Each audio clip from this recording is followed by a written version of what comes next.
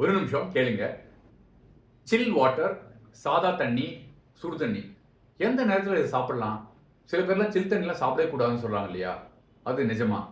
நீங்க பார்த்துட்டு இருக்கிறது Krupa vibes YouTube channel KRUPAVIBES.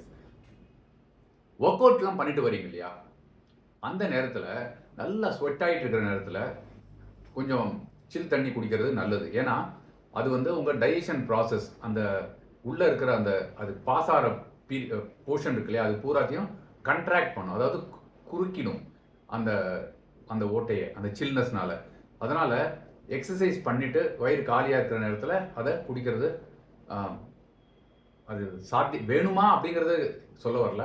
But எடுத்துக்கணும்னு ரொம்ப பிரியப்பட்டீங்கன்னா அந்த நேரம் எடுத்துக்கங்க. கட்டாயமாக சாப்பிட்றதுக்கு முன்னாடியும் சில் தண்ணியை குடிக்கவே குடிக்காதீங்க. அது டைஜஷனை பாதிக்கும். சாப்பிட்டதுக்கு அப்புறமா கொஞ்ச நேரம் கழிச்சு, ஒரு 20 நிமிஷம் கழிச்சு மிதமான வெந்நீரை நீங்கள் குடிக்கலாம்.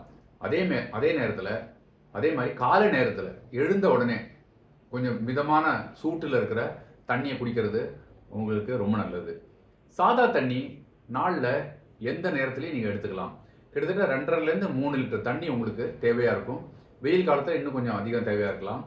நீங்கள் ஏசியில் ஒர்க் பண்ணுறதா இருந்ததுன்னா உங்களுக்கு தாகம் வர அந்த சூழலே தெரியாது.